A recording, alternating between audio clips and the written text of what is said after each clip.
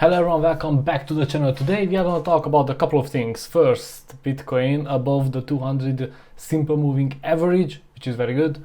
Elrond at 130. Lanceria is releasing their mobile application and they are going to integrate on Elrond network. Obviously, we also have bad news, and that is the US tax bill. I'm going to talk about that at the end of the video, so stay with me. So before we start, the usual, use a VPN if you want to get in contact with me, Twitter or Discord. Everything is in the description. Also, you would do a huge favor if you would subscribe, because that's how we trigger the YouTube algorithm. Also, don't forget to smash that like button if you like the video, so watch it first. And yeah, comment anything. Comment it if you liked it, and comment it if you didn't like it and you have a suggestion for me. I'm always open to learn. Let's start.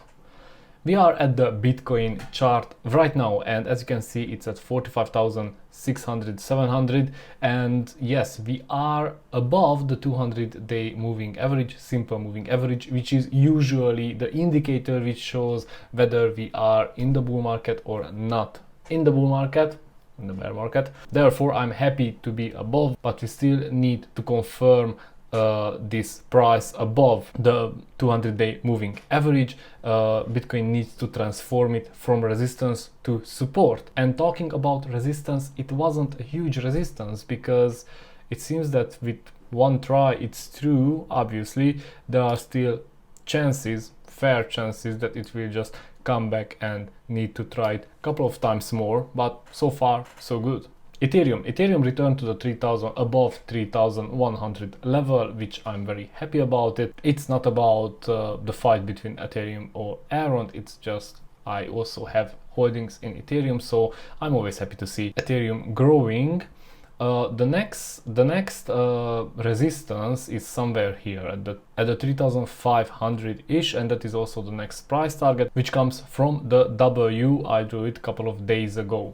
Now we will see how we continue about that. And before I tell you why certain things can stop that, I will just go to Elrond, because Elrond is at 130 and it doesn't really have any resistance until the 150, which is obviously also the price target. This is coming from the same W. They are doing the same patterns, but so far so good. I'm very happy to see that when things are peaceful, that Elrond uses this time to grow and go up. ORN is at 7.2, and the reason I keep talking about ORN, because besides I do think that it's a very good project, also has the biggest potential in gain.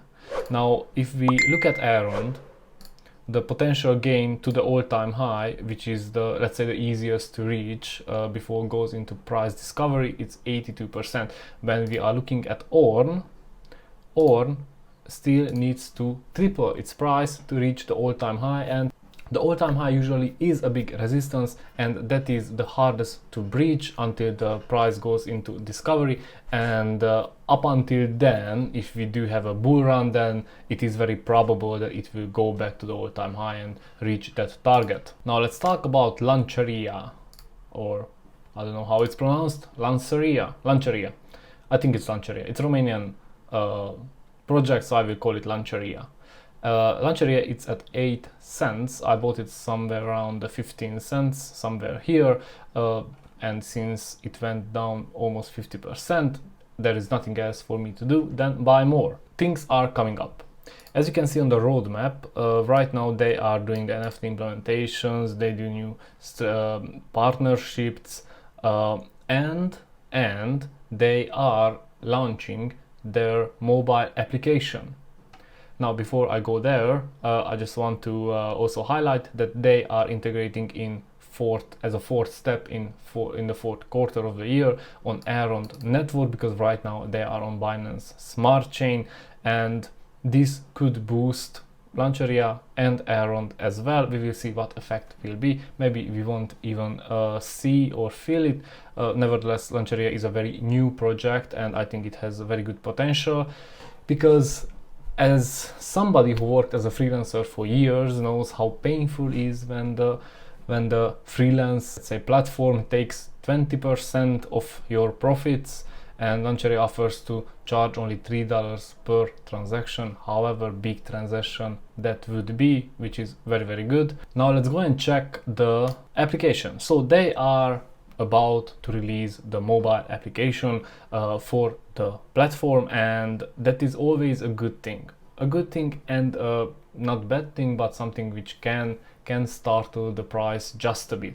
If we think back to Elrond, and let me go back to Elrond for a second, we can't even really see on the daily, because the mobile release was somewhere here. Elrond had a continuous growth, and in February they released Maiar app. It started for a couple of days, there is a stagnation period from which it shoot out, and that is obviously because of the Maiar app adoption. I don't know whether Lanceria's mobile app will be as good, but if it works, if it's, let's say, without any major bugs, and if they react to those bugs properly and fast and without disruptions, then I do think that it will boost the price, and yeah, I'm happy to see that. Before I go into the tax bills, I also wanted to make a recommendation, kind of recommendations. So the play to earn games are becoming very hyped, and more people are playing to earn, and as they write it here, an average player makes around 4,500 SRP, around $1,200 per month, and that is huge. I think that's a lot of money to earn by playing.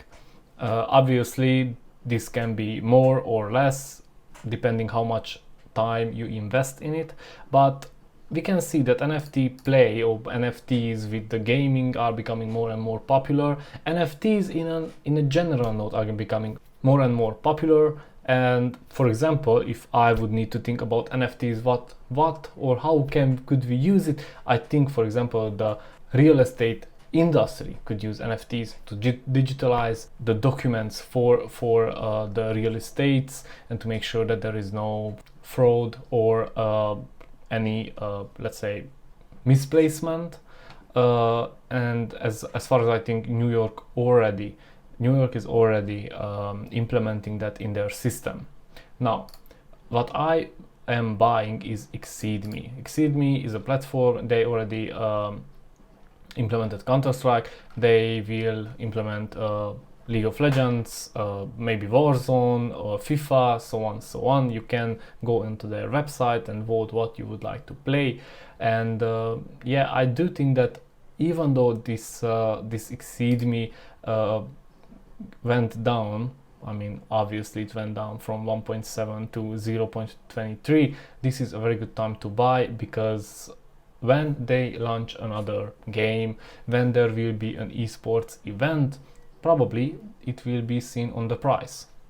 Last thing I want to talk about is that unchanged crypto tax bill will be put to a vote on Tuesday. Yes, tomorrow the US Senate will vote whether they should or shouldn't implement this crypto tax bill, which is very stupid. I think you can see on the bill, if you read just a bit about it, that the requirements they built into the bill really shows that those people who want to reglement or regulate this industry, they have no idea, absolute no idea how it works, how difficult they make for people to stay in the US, for miners, for staking providers, for anybody. To be honest, everybody needs to register as a broker if they want to trade crypto, or want to be a staking provider, or anything. So I think that it will drive out a lot of people from the US, and if they put this bill into use, if they implement it, if they release it, they will lose a lot of people, a lot of tax, and also the opportunity to be leaders in another industry in the world.